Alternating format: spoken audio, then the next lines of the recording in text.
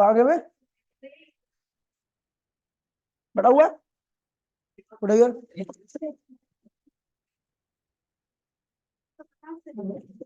देखिए भैया बोलिए कोई भी। तो आपको बता दिया वाटर इक्विवेलेंट क्या होता है। तो मैंने एक सब्सटेंस लिया, उसको हीट दी, उसका टेम्परेचर बढ़ गया 1 केल्विन या 1 डिग्री, ठीक है। फिर मैंने पानी को हीट दी, अगर उतनी हीट में उसका भी टेम्परेचर 1 डिग्री बढ़ जाता है तो वाटर का क्या है भैया, वो सब्सटेंस इक्विवेलेंट है। तो वाटर इक्विवेलेंट का फॉर्मूला क्या होता है, यहाँ पर भी आपको 1 डिग्री हीट बनानी है, क्या बनानी है। तो वाटर इक्विवेलेंट होता है एस एम, डेल्टा टी की वैल्यू क्या होगी 1 हो जाएगी, क्या हो जाएगी। तो वाटर इक्विवेलेंट भी क्या होता है एस एम होता है, क्या होता है, याद है। फिर आगे बढ़ते हैं भैया, बात करते हैं कैलोरीमीटर, कैलोरीमेट्रिक। कैलोरीमेट्री मतलब होता है हीट के लेन देन के बारे में जो स्टडी होती है उसे कैलोरीमेट्री कहते हैं। इसका बेसिक प्रिंसिपल होता है हीट लॉस बराबर में heat gain, based on the law of conservation of energy, law of conservation of energy के ऊपर बेस्ड है। कैलोरीमीटर क्या होता है भैया, ठीक है भैया। तो काफी ज्यादा इंपॉर्टेंट टॉपिक है। ये डिवाइस है जो कि यूज करते हैं किसका, मेजरिंग द हीट लेन देन, मेजरिंग द, आगे बढ़िए कंस्ट्रक्शन। कंस्ट्रक्शन में क्या करना भैया, बहुत अच्छा डायग्राम बनाया बच्चे ने, ठीक है। एक वुड का क्या होता है भैया, चैम्बर होता है, उसके अंदर क्या होता है कॉपर का वैसल होता है। ये थर्मामीटर लगा रखा होता है चारों ओर से ऊन से, क्योंकि ऊन इंसुलेटर होता है, ठीक है। ये क्या है भैया, कॉपर वेसल, ये क्या है ग्लास वुड, ग्लास वुड, चलो कोई होगा कुछ, वुडन जैकेट, ठीक है। और ये क्या लगा थर्मामीटर, और ये क्या है स्टीलर, ठीक है। इस तरह से चलाते हैं इसके अंदर, ठीक है। समझ गया, ये ऐसा होता है कैलोरीमीटर, इसको डायग्राम को रट लेना, ठीक है भैया। आगे बढ़ते हैं, ठीक है। वर्किंग क्या है भैया, हीट लॉस बराबर में दो सब्सटेंस डालेंगे, दोनों सब्सटेंस एक दूसरे के कांटेक्ट में रहेंगे। एक सब्सटेंस हीट लॉस करेगा जिसका टेम्परेचर क्या होगा ज्यादा होगा, दूसरा क्या करेगा हीट गेन करेगा जिसका टेम्परेचर कम होगा, ठीक है। मैंने क्वेश्चन कराया, इसके क्वेश्चन में पक्का एक क्वेश्चन दो क्वेश्चन आएंगे आएंगे। ये ध्यान रखना, बड़ा सिंपल सा। अगर कोई सब्सटेंस हीट ले करके पहले पिघलता है, उसके बाद उसका टेम्परेचर राइज होता है, तो उसके द्वारा ली गई हीट क्या होगी, पहले उसकी स्टेट को चेंज करेगी, यानी लेटेंट हीट की फॉर्म में यूज होगा। फिर स्पेसिफिक हीट, क्योंकि उसको टेम्परेचर को भी चेंज करना, समझ गया। या फिर ऐसा है कि कोई बर्फ है -20 पे थी, क्या थी, पहले वो हीट लेकर के अपने टेम्परेचर को चेंज करेगी तो क्या आएगा स्पेसिफिक हीट। फिर अपनी स्टेट को चेंज करेगी तो क्या आएगा लेटेंट हीट। फिर अपने टेम्परेचर को दोबारा चेंज करेगी तो क्या आएगा, समझ गए। यही चीज ध्यान रखना, आपको क्वेश्चन हो जाएंगे। जैसे क्वेश्चन क्या आ रहा है, देखिए बड़ा प्यारा क्वेश्चन है, ठीक है। अगर कोई सॉल्व नहीं करेंगे, लेकिन मैं पूरे क्वेश्चन को कोशिश करूंगा कि बता के ही सॉल्व करा दूं। स्पेयर है, कितना मास है, ठीक है। प्लेस किसके सफिशिएंट टाइम के लिए रखा जाता है, किसके अंदर, वैसल के अंदर, जिसका टेम्परेचर क्या होता है 100 डिग्री, वाटर का जिसके अंदर डाला जाता है उसका भी टेम्परेचर क्या होता है भैया 100 डिग्री हो जाता है। क्या होता है, उसका मास दे रखा है और उसका इनिशियल टेम्परेचर दे रखा है। इट इज देन इमीडिएटली, उसके बाद तुरंत उसको ट्रांसफर किया जाता है कहां पे, 0.1 kg कॉपर कैलोरीमीटर के अंदर, जहां पर इतना पानी आपका रखा हुआ है। ध्यान दीजिए भैया, जहां पे रखा गया एल्युमिनियम के स्पेयर को, जहां पे रखा गया वहां पर कॉपर भी है और साथ साथ में पानी भी है, समझ गया। The temperature of the water rises and attains the study of तेईस, कह रहा भैया उसको जहां पे डाला गया पहले टेम्परेचर कितना था उसका 20 था। उस सिस्टम का टेम्परेचर क्या था, जहां पर कॉपर और वाटर पहले थे वहां का टेम्परेचर क्या था 20 था। लेकिन जब एल्युमिनियम डाल दिया गया तो थोड़ी देर बाद पूरे चीज का टेम्परेचर कितना हो गया 23 हो गया। तब एक बात बताओ, हीट किसने लॉस किया, हीट किसने लॉस किया है एल्युमिनियम ने, और हीट गेन किसने किसने किया है कॉपर और वाटर ने, समझ गए भैया। तो हीट लॉस बराबर में हीट लॉस किसने किया है एल्युमिनियम। उसका इनिशियल टेम्परेचर क्या था 100, उसका इनिशियल टेम्परेचर क्या था, फाइनल क्या हो गया 23, चेंज कितना आया 77। Specific heat of aluminium, mass of aluminium into में change in temperature of aluminium, ये आएगा लॉस ऑफ हीट। क्या आएगा, गेन किसने किसने किया, वाटर ने गेन किया। मास पता है, स्पेसिफिक हीट पता है, क्वेश्चन में रखी होगी, और उसका चेंज इन टेम्परेचर पहले क्या था 20, बाद में कितना हो गया, तो चेंज इन टेम्परेचर क्या होगा +3, क्या हो गया। और ऐसे ही क्या होगा, कॉपर का पहले मास कितना, कॉपर का मास दे रखा है, मास पता है, उसकी स्पेसिफिक हीट पता है, चेंज इन टेम्परेचर पहले कितना हो गया 20, बाद में कितना हो गया तो चेंज इन टेम्परेचर कितना हो गया +3। तो हीट लॉस बराबर में हीट गेन, तो यहाँ पे आपको निकालना है एल्यूमिनियम की स्पेसिफिक हीट। हो जाएगा, आसान क्वेश्चन है भैया, बहुत प्यारा क्वेश्चन है, ध्यान रखना। सबसे एनसीईआरटी का है तो इसलिए ज्यादा प्यारा और बन जाता है। ठीक है भैया, मैंने जिस प्रकार से कराता हूँ उनको देख लेना एक बारी, बस आपको समझ में आ जाएगा पूरा क्वेश्चन। चेंज इन स्टेट, तो भैया अपने पास हम जानते हैं भैया किसी भी सब्सटेंस को अगर हम हीट देते हैं तो अपनी स्टेट को चेंज करता है। जैसे वो सॉलिड है, हीट दो तो क्या बन जाएगा डेल्टा, डेल्टा ठीक है, डेल्टा ये ट्राइंगल का मतलब होता है हीट। ठीक है, सॉलिड को हीट दोगे तो क्या हो जाएगा लिक्विड, लिक्विड को हीट दोगे तो क्या होगा वेपर, और वेपर से कूल करोगे तो क्या होगा लिक्विड। और समझ गया,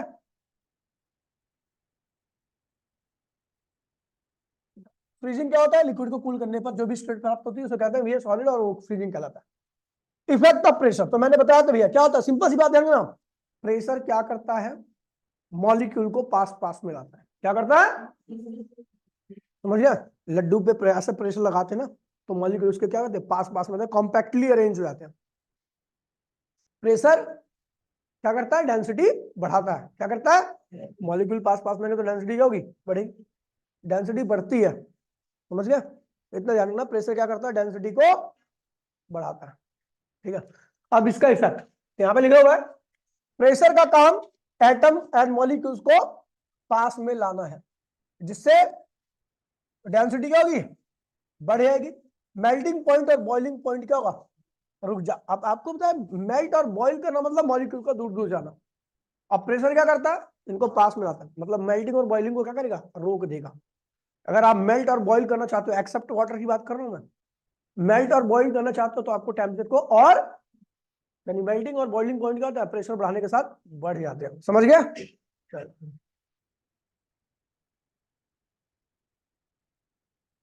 एक्सेप्ट वाटर लिखा हुआ है। ठीक है भैया, फ्रीजिंग पॉइंट जो होता है प्रेशर के साथ क्या होता है,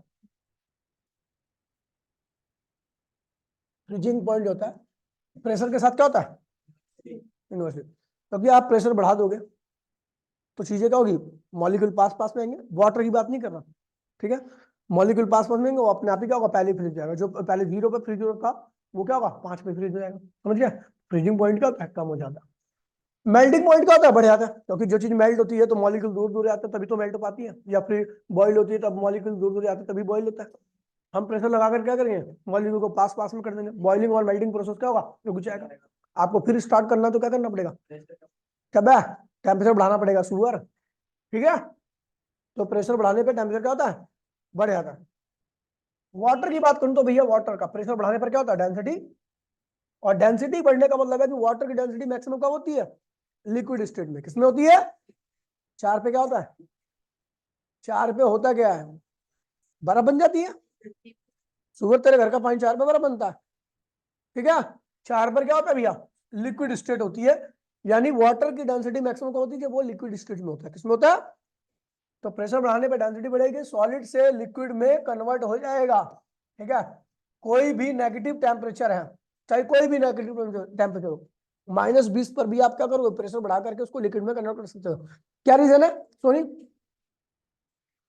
प्रेशर बढ़ाने पर डेंसिटी बढ़ती है, और -20 का पानी की भी डेंसिटी बढ़ करके क्या होगा आपको पता है लिक्विड के पानी की डेंसिटी मैक्सिमम कौन से स्टेट में होती है पानी वाली स्टेट में। किसमें होती है पानी वाली स्टेट में, इसलिए क्या होगा बर्फ भी क्या होगी -20 पे होने के बावजूद भी क्या होगी प्रेशर बढ़ाने से डेंसिटी बढ़ती है, तो वो भी किस में कन्वर्ट हो जाएगी पानी में। समझ गया,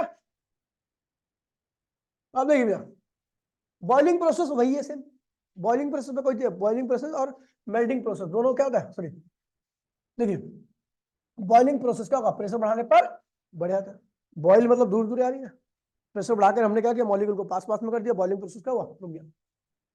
प्रेशर बढ़ाने से डेंसिटी बढ़ती है, मॉलिक्यूल सेपरेशन क्या होता है कम हो जाता है, मॉलिक्यूल सेपरेशन कम हो जाता है तो क्या होता है भैया बॉइलिंग प्रोसेस रुक जाएगा। अगर इस बॉइलिंग प्रोसेस को करना है तो टेम्परेचर को समझ गया।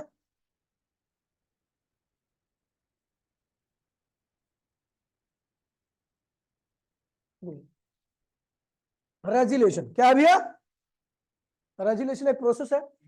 ठीक है, रेजिलेशन एक प्रोसेस है जिसपे अगर आप किसी भी बर्फ के ऊपर प्रेशर बढ़ाते हो तो मेल्ट हो जाती है, प्रेशर हटाओगे तो क्या होगा। इसके बहुत सारे एग्जांपल मैंने लिखवा रखे। ठीक है, एप्लीकेशन ऑफ रेजिलेशन कह रहा भैया स्नो बॉल को अगर आप हाथ से दबाते हो तो क्या होता है उसके क्रिस्टल पिघल जाते हैं, जैसे हटाओगे प्रेशर हटाओगे तो फिर दोबारा से क्या होंगे जम जाएंगे।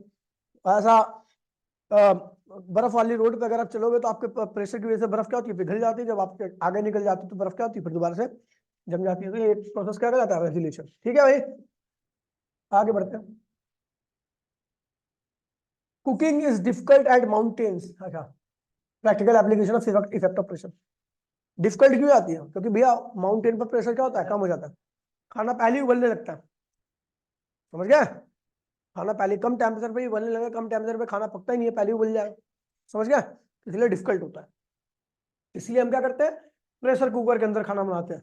ठीक है, प्रेशर कुकर में खाना बनाने से क्या होता है कि भैया प्रेशर ज्यादा रहता है, और ज्यादा प्रेशर पर बॉइलिंग प्रोसेस स्टार्ट नहीं होता। उसको बॉईल करने के लिए हमें और टेम्परेचर उसको बढ़ाना पड़ेगा। समझ गया। लेटेंट हीट, तो ये वो हीट होती है, इसको छुपी हुई हीट कहते हैं। ये केवल बॉडी की स्टेट को चेंज करती है विदाउट चेंजिंग इट्स टेम्परेचर। क्या टेम्परेचर चेंज, यहाँ पर केवल क्या चेंज होती है, स्टेट चेंज होती है। समझ गया, ठीक है। लेटेंट हीट किस पे डिपेंड करती है, मास पे। जितने ज्यादा मास रहेगा उसकी स्टेट को चेंज करने के लिए हीट भी क्या करनी पड़ेगी, उतनी ज्यादा देनी पड़ेगी। एल क्या है, कौन सी हीट है, जो 1 किलो मास की स्टेट को कंप्लीटली क्या करे, चेंज कर दे। एल क्या है, 1 किलो मास की स्टेट को चेंज करने के लिए हीट। तो एम किलो मास के स्टेट को चेंज करने के लिए कितनी हीट होगी, तो एम से मल्टीप्लाई अप्लाई कर दो। समझ गया। एल क्या है, 1 किलो मास को चेंज करने के लिए हीट। मैं बोलूं 50 जूल हीट लग रही है 1 किलो बर्फ को कंप्लीटली पानी में चेंज करने के लिए, तो 100 किलो का कितने लगेगी, मल्टीप्लाई कर दो। समझ गया। ये वाला इस पर क्वेश्चन बहुत सारे मैंने बताया था आपको। ठीक है, एक बर्फ पिघलती है, देखो पहले बर्फ है तो बर्फ क्या होगा, पहले बर्फ का टेम्परेचर बढ़ेगा तो क्या होगी, स्पेसिफिक हीट। फिर बर्फ पिघलेगी तो क्या होगा, लेटेंट हीट। फिर पानी का टेम्परेचर बढ़ेगा तो क्या होगा, स्पेसिफिक हीट। फिर पानी वेपराइजेशन होगा तो क्या होगा, टोटल हीट निकालने के लिए क्या करो, सबको ऐड कर दो। याद है क्वेश्चन, बहुत प्यारा क्वेश्चन था। सारे क्वेश्चन ऐसे ही देख लेना। ठीक है,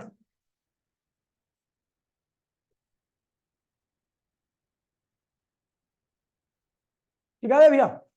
mode of transfer of heat, तो भैया अपने पास बहुत सारे mode of transfer of heat, एक कंडक्शन, कन्वेक्शन और रेडिएशन। कंडक्शन में क्या होता है, एक मॉलिक्यूल दूसरे मॉलिक्यूल को, दूसरा मॉलिक्यूल तीसरा मॉलिक्यूल, चौथा मॉलिक्यूल, ऐसे क्या होती है, आपकी हीट चली जाती है, लेकिन हीट लगातार क्या होती है, कम होती रहती है। इसको कहते हैं कंडक्शन। कन्वेक्शन में क्या होता है, मॉलिक्यूल खुद चल करके आता है और अपनी हीट को ट्रांसफर करके आता है, इसे कहते हैं कन्वेक्शन। और रेडिएशन में क्या होता है, किसी मीडियम की आवश्यकता नहीं पड़ती, सीधा रेडिएशन का इलेक्ट्रोमैग्नेटिक वेव के थ्रू क्या होता है, हीट ट्रांसफर हो जाती है। समझ गए भैया। सबसे तेज प्रोसेस कौन सा होता है, रेडिएशन। समझ गया, ये एग्जाम्पल बता रखा मैंने। थर्मल कंडक्शन काफी इंपोर्टेंट टॉपिक है। तो कंडक्शन में आपको पता भैया, मॉलिक्यूल अपनी हीट को दूसरे को, तीसरे को, चौथे को, पांचवें, छठे को ऐसे देता देता क्या होगा, लास्ट तक पहुंच जाएगी।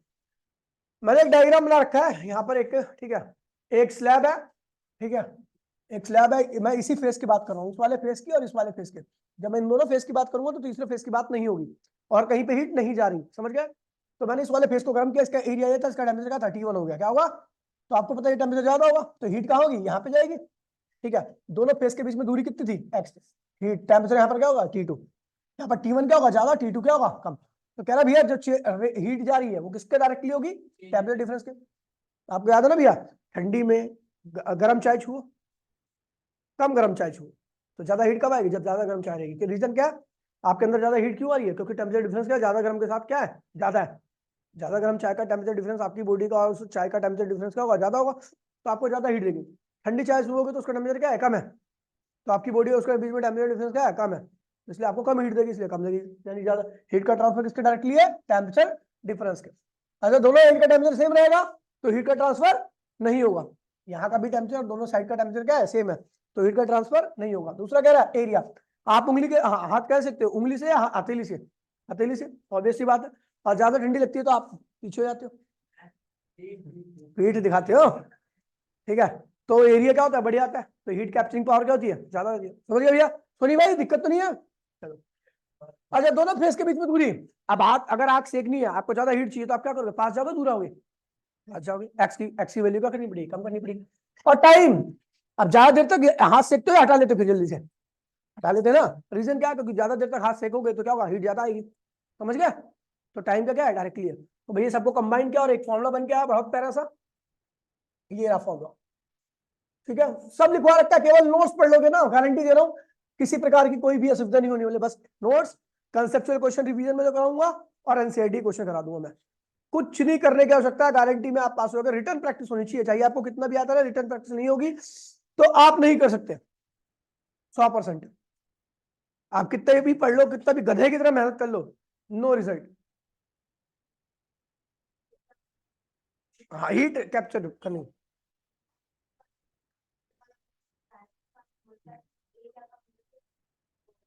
लॉस कम होता है एरिया कम होने से। क्या सारे अलग अलग टॉपिक को इंक्लूड मत किया करना। वहां पर मैंने कहा एरिया बढ़ेगा तो हीट लॉस ज्यादा हो जाएगा, मैंने ये बोला। यहां पर एरिया बढ़ेगा तो मैं हीट ज्यादा लूंगा। दो अलग अलग टॉपिक को आप कंबाइन करते हो, ऐसा मत कंबाइन करो करें, ठीक है। चलो आगे बढ़े, इधर देखिए भाई प्लीज। चप्पल का नंबर अब भी है मेरे जूते इसमें, और तेरे मुंह पे ही छाप दूंगा। ये हो गया भैया, फॉर्मूला आ गया। क्या है भैया, coefficient of thermal difference for different material, के ज्यादा तो कंडक्टिविटी ज्यादा, के कम तो कंडक्टिविटी कम, हीट का कंडक्शन होगा। गैस के लिए क्या की वैल्यू क्या होती है, ऑलमोस्ट जीरो होती है। मेटल के लिए काफी ज्यादा होती है, नॉन मेटल के लिए इसकी वैल्यू भी क्या होती है, कम होती है। ज्यादा टेबल बनाई थी मैंने अब। चलो ये देख लीजिए, सब लिख रखा है मैंने, ठीक है। अच्छा क्यों ये टाइम को अगर यहाँ पे लगे, जो टाइम यहाँ पे था ना, यहाँ पे टाइम था, उसको यहाँ पे लिख दोगे तो ये क्या टाइम बन रेट बन जाएगा, क्या बन जाएगा, इस टी को हटा करके यहाँ पे लगा दो तो रेट ऑफ, ठीक है भैया, समझ गया। और टेम्परेचर डिफरेंस जितना ज्यादा होगा रेट उतना तेज रहेगा। दोनों साइड का टेम्परेचर सेम है तो रेट क्या होगा, जीरो। रेट क्या होगा, लिख रखा है मैंने, टेम्परेचर बराबर तो रेट। फिर क्या है भैया, अलग अलग मटेरियल के लिए लगा रखिए तो आपको इससे पता लग जाएगा कौन सा मटेरियल ज्यादा कंडक्टिव होता है। इसमें क्वेश्चन भी कराया था एप्लीकेशन, हाँ एप्लीकेशन के ऊपर तो क्वेश्चन होते हैं सारे। मेटालिक कैंडल ज्यादा ठंडा क्यों लगता है, सॉरी भाई, ठंड में मेटालिक कैंडल छूने पे ज्यादा ठंडा क्यों लगता है। हाँ कंडक्टर होता है, एक तो मेटल कंडक्टर होता है, और वही टेम्परेचर उसका क्या होता है, कम होता है, हमारी बॉडी का क्या होता है, ज्यादा होता है। तो ये टेम्परेचर डिफरेंस ज्यादा होगा तो हीट हमारी बॉडी के द्वारा लॉस की गई हीट का रेट भी क्या होगा, ज्यादा होगा। हमें क्या लगेगी, ठंड लगेगी। Cooking utensil provided with the wooden handle, क्यों, रीजन क्या है, वुडन वुड इज क्या है भैया, इंसुलेटर है, क्या है। तो भैया उसका टेम्परेचर ज्यादा होने की वजह से हमारी बॉडी के साथ कंडक्ट नहीं हो पाता, उसका भी टेम्परेचर क्या होता है, कम रहता है, समझ गए भैया। तो ये ध्यान रखना, मैंने बता रखा। बर्ड्स स्वेल देयर फेदर, है ना, पता है, बीच में क्या होती है, एयर पॉकेट्स बन जाते हैं, एयर इज द इंसुलेटर, तो उसकी बॉडी की हीट बाहर नहीं निकल पाती, ठीक है।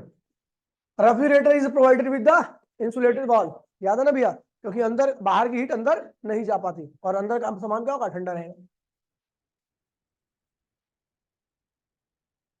आगे बढ़ते भैया, रेट ऑफ भाई बता दे रहा हूं मैं, कौन सा एक, तो ये क्वेश्चन तो ये ज्यादा इंपोर्टेंट नहीं है, लेकिन एक डायग्राम वाला ना 100% आएगा एग्जाम में, पहले बता दे रहा हूं मैं, ये वाला क्वेश्चन 100% मैं बता दे रहा हूँ, आपको पेपर में एज इट इज मिल जाएगा ऐसे ही। बहुत आसान क्वेश्चन है। ये रॉड जितनी हीट देगी उतनी ही क्या होगी, कॉपर लेगी।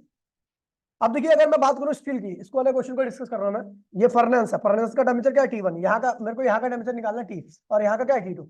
तो बताओ सबसे ज्यादा कौन होगा, T1 T और T2, सबसे ज्यादा कौन होगा, T1, फिर कौन होगा, T, फिर कौन होगा। तो अगर मैं स्टील की बात करूंगा तो टेम्परेचर डिफरेंस क्या आएगा, टी 300 माइनस टी, ये टेम्परेचर डिफरेंस आ गया। आपको यहां से यहां तक की दूरी पता है, एक्स पता लग गया, ठीक है। एरिया पता है, ए एज्यूम कर लिया, 2a एज्यूम कर लो, क्या कर लो, क्योंकि इसका एरिया ए है तो इसका क्या होगा 2a, बोल रखा क्वेश्चन, मेरे को याद है क्वेश्चन, ठीक है। और आपको यहां से यहां तक की दूरी पता है तो आपने रेट निकाल लिया, डेल्टा क्यू अपॉन में डेल्टा टी। आपको पता है जितनी रेट से ये लॉस करेगा उतनी रेट से ये क्या करेगा, गेन करेगा। तो इसका गेन, इसका टेम्परेचर डिफरेंस क्या आएगा, बताओ। ये टी ज्यादा, ये कहाँ है मक्खी पे, कहाँ है, भाग गई। तो इसका रेट निकाल लो, रेट लॉस बराबर में रेट गेन, सॉल्व कर लो, आंसर आ गया। 100% आ गया गवर्नमेंट स्कूल में भाई, पहले बता दे रहा हूं मैं। फिर क्या आता है भैया, कन्वेक्शन, क्या आता है, कन्वेक्शन में खुद ही मॉलिक्यूल जाता है अपनी हीट को देके आता है। उसके बहुत सारे एग्जांपल लिखवाए जाते हैं, ट्रेड विंड वगैरह, ट्रेड विंड याद है ना, ठंड के गर्मी के टाइम में अलग अलग प्रेशर की डिफरेंस की वजह से क्या होता है, हवाएं चलती है अपने साथ क्या लगाती है, गर्मी भी लेके आती है, ट्रेड विंड वगैरह की वजह से। तो एग्जाम्पल लिखवा रखा था, वैसे ये ज्यादा आता नहीं है इसलिए इसे एक बार पढ़ लेना बस खत्म हो जाएगा। उसके बाद भैया फोर्स कन्वेक्शन याद है, ये जो आपका ये होता है एसी वगैरह होता है, पंप के थ्रू जो गैस को बाहर फेंकता अंदर लाता, तो ये फोर्स कन्वेक्शन है। और वो आपका वो देखा ना, वो जिससे ड्रायर, हेयर ड्रायर, उसमें भी हीट आती है, तो वो भी क्या है, फोर्स कन्वेक्शन का एग्जांपल है, पंप से आता है उसमें हीट। रेडिएशन क्या है भैया, रेडिएशन एक प्रोसेस है जिसमें आपकी हीट की ट्रांसफर होती है बगैर किसी मीडियम के ट्रांसफर की वजह से, ठीक है भैया। तो ये है वैन, हाँ इंस्टेंट फायर बता रखा है। न्यूटन्स लॉ ऑफ कूलिंग याद है आपको, न्यूटन्स लॉ ऑफ कूलिंग क्या था, कह रहा भैया कोई भी सिस्टम अगर हीट को लॉस कर रहा है तो उसका हीट के लॉस करने का जो रेट होता है क्यू अपॉन में टी है, डेल्टा क्यू अपॉन में डेल्टा टी, वो इस बात का डायरेक्टली होता है कि टेम्परेचर डिफरेंस कितना ज्यादा है, जितना ज्यादा टेम्परेचर डिफरेंस रहेगा उतनी तेजी से हीट का लॉस भी क्या होगा, तेज होगा। टेम्परेचर डिफरेंस कम होगा तो हीट का लॉस भी क्या होगा, कम होगा। समझ गए। तो यहाँ से आपका एक फॉर्मूला बन जाता है, बहुत प्यारा सा फॉर्मूला, ये आपका फॉर्मूला सबसे मेन क्वेश्चन। अच्छा इसको थोड़ा सा हम, ये क्या है, यहाँ पे टेम्परेचर चेंज हो रहा है तो डेल्टा क्यू की वैल्यू क्या होगी, एस एम डेल्टा टी के बराबर। एस क्या है, वो मटेरियल उसकी स्पेसिफिक हीट, उसी मटेरियल का मास, और डेल्टा टी क्या है, चेंज इन टेम्परेचर। तो इसको सॉल्व करोगे भैया, यहाँ पर तो अगली लाइन में मैंने लिखा है आपको ये, ठीक है, ये हो जाएगा एस एम, जो यहाँ पे था एस एम डेल्टा टी था ना, डेल्टा की वैल्यू, उसको यहाँ पे लाके रख दिया मैंने, उसके बाद सॉल्व किया, ये अनदर कांस्टेंट हो गया, ठीक है भैया। तो ये हो गया rate of change of temperature is directly equal to temperature difference, ये भी क्या है, न्यूटन्स कूलिंग लॉ है। और ये माइनस क्या बता रहा है, धीरे धीरे रेट क्या होगा आपका, स्लो होता रहेगा, क्योंकि टेम्परेचर डिफरेंस की वैल्यू क्या होगी, कम होती जाएगी। समझ गए। उसके बाद करते हैं, ये क्वेश्चन है, क्वेश्चन इसके नहीं आएंगे लेकिन फिर भी कर लेना, बहुत आसान क्वेश्चन होता है। यहाँ पर ये ध्यान रखना, केवल आपको ये फॉर्मूले के बारे में पता होना चाहिए। देखो ये लिखवा रखा है, डेल्टा टी क्या है, टी टू माइनस टी क्या है, एवरेज टेम्परेचर, टी नॉट क्या है, dt क्या है, केवल ये पता होना चाहिए। उसके बाद क्वेश्चन तो कोई दिखेगा ही नहीं, सोल्यूशन देख लोगे आंसर आ जाएगा, ठीक है।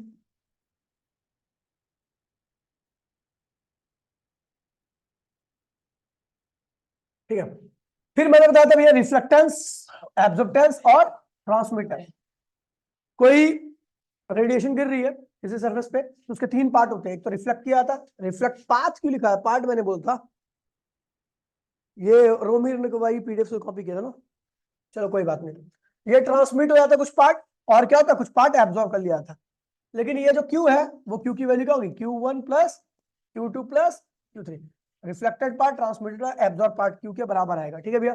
जब इस Q को यहाँ पे ले आते हो तो यहाँ पे क्या बचता है, एक, तो Q1 अपॉन में एक, Q1 क्या है, रिफ्लेक्टेड पार्ट, अपॉन में Q क्या है, incident part, reflected part upon में इंसिडेंट पार्ट क्या होगा, रिफ्लेक्टेंस, क्या होगा, एब्जॉर्ब पार्ट अपॉन में इंसिडेंट पार्ट क्या होगा, एब्जॉर्बटेंस, और ट्रांसमिट पार्ट अपॉन में ट्रांसमिटेंस, ठीक है भैया। तीनों का सम क्या आता है, एक आता है, क्या आता है, कोई दिक्कत तो नहीं है, भी ये सब आता नहीं है, बस ये ध्यान रखना, इसमें ध्यान रखना। अगर कोई बॉडी, मिरर की बात करूं तो मिरर का रिफ्लेक्टेंस क्या होता है, बहुत ज्यादा होता है, एब्जॉर्बटेंस और ट्रांसमिटेंस क्या होता है, बहुत कम होता है। ब्लैक बॉडी की बात करूं तो ब्लैक बॉडी का क्या होता है, एब्जॉर्बटेंस मैक्सिमम होगा, ट्रांसमिटेंस और रिफ्लेक्टेंस क्या होगा, जीरो होगा, ये बात ध्यान में रखना, ठीक है भैया।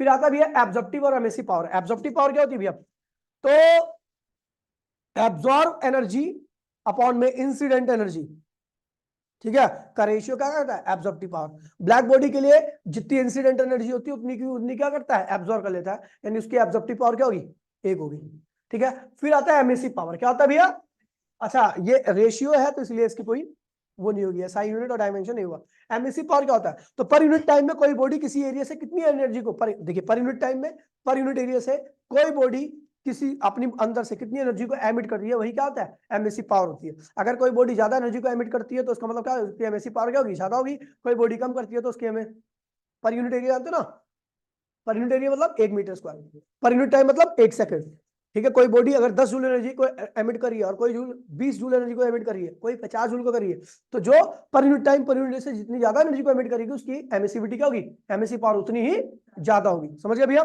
ब्लैक बॉडी की एमिसिव पावर क्या होती है, सबसे ज्यादा होती है, समझ गए, मैक्सिमम, कोई दिक्कत तो नहीं है।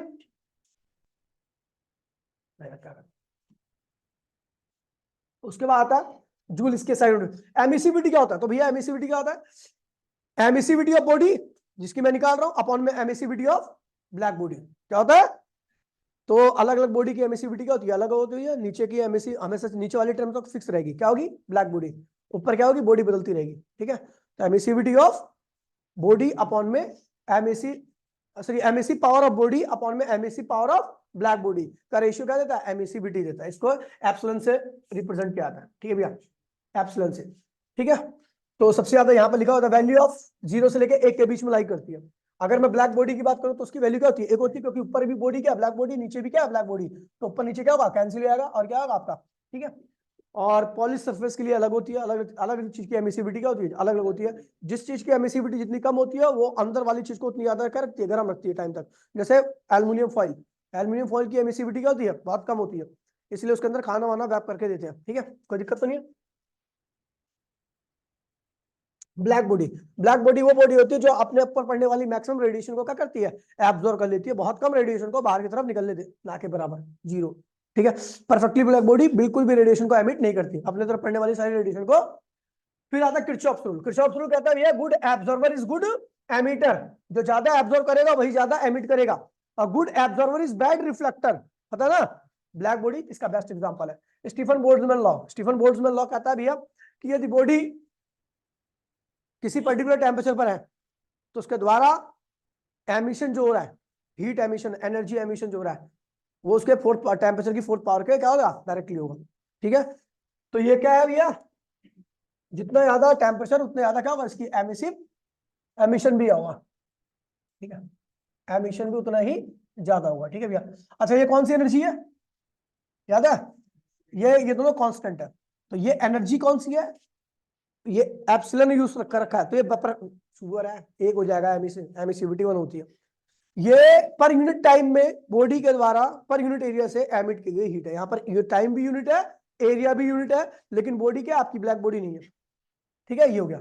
अब ये क्या है, ये यहाँ पर एमिसिविटी वैल्यू 1 रख दी है, यानी क्या परफेक्टली ब्लैक बॉडी के द्वारा पर यूनिट टाइम में पर यूनिट एरिया से एमिट की गई हीट होगी, समझ गया भैया। आगे बढ़ते हैं,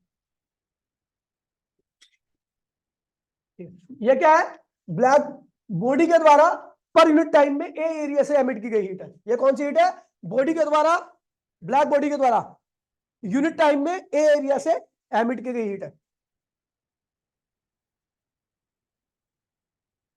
ठीक है। लेकिन ये क्या है भैया, बॉडी के द्वारा टी टाइम में एक यूनिट एरिया से एमिट की गई हीट है, भाई हरकतें मत करो, रैप्टा मार दूंगा, ठीक है। सिग्मा क्या है भैया, यूनिवर्सल कांस्टेंट है, ठीक है भैया, बोल्ट्जमैन कांस्टेंट कहते हैं, और इसकी वैल्यू क्या होती है, शाम को दिया, शाम को दिया, ठीक है, ठीक है। तो ये हो गया, इसकी वैल्यू यूनिवर्सल कांस्टेंट होती है, इसकी ऐसा वैल्यू को याद रखना, ऐसा यूनिट को, ठीक है भैया, ठीक है। अब आता है भैया, जब एक बॉडी दूसरी बॉडी के अंदर एनक्लोज है, ठीक है, तो पहली बॉडी देगी हीट, दूसरी बॉडी भी देगी, नेट एक्सचेंज ऑफ हीट क्या होगा, दोनों का माइनस, ठीक है। अगर एरिया लगा हुआ है तो एक्सचेंज ऑफ हीट इन पर unit time by area A, ना एरिया लगा हुआ ना टाइम लगा हुआ, तो इसका मतलब क्या, एक्सचेंज ऑफ हीट, ठीक है, बाय बॉडी पर unit time per unit area, समझ गया भैया। तो आसान है, क्वेश्चन आते हैं, क्वेश्चन देख लेना इसके ऊपर, ठीक है। 4 बार 10 बार रिपीट किया था मैंने इसे को, ठीक है। फिर आता भैया स्टीफन बोल्ट्जमैन कांस्टेंट, क्या वेज डिस्प्लेसमेंट लॉ, क्या आता है, वेज ने बोला था भैया कि बॉडी है जिसका टेम्परेचर क्या टी है, तो वो अपने हर एक पॉइंट से अलग अलग एनर्जी को रेडिएट करेगी, आपको उसी एनर्जी को देखना जिसकी वेवलेंथ क्या है सबसे ज्यादा, आप टेम्परेचर बढ़ाओ तो वेवलेंथ क्या होगी, कम हो जाएगी, टेम्परेचर और बढ़ाओ वेवलेंथ और कम हो जाएगी, टेम्परेचर और बढ़ाओ, मैक्सिमम वेवलेंथ जो होती है वो इनवर्सली प्रोपोर्शनल होती है बॉडी के टेम्परेचर के लिए। प्रोपोर्शनलिटी साइन हटाने के लिए आप एक कांस्टेंट का इस्तेमाल करोगे, जिसे हम क्या कहते हैं, वेज कांस्टेंट, क्या कहते हैं, और वेज कांस्टेंट की वैल्यू आपको बता दी थी मैंने, ठीक है भैया। अच्छा दूसरी बात ये कि क्या, हाँ ये होता क्यों है, तो भैया ये ध्यान रखना, टेम्परेचर बढ़ाने का मतलब है एनर्जी बढ़ाना, एनर्जी बढ़ाने का मतलब है फ्रीक्वेंसी बढ़ाना, फ्रीक्वेंसी बढ़ाने का मतलब है वेवलेंथ को घटाना, ठीक है भैया। तो ये पूरा चैप्टर ऑलमोस्ट क्या पूरा खत्म ही हो गया, ठीक है भैया। एक बार घर जाके इसको अच्छे से रिवाइज कर लेना, क्वेश्चन को रिटर्न में प्रैक्टिस कर लेना। आज के लिए इतना ही, टाटा बाय बाय, जय हिंद जय भारत।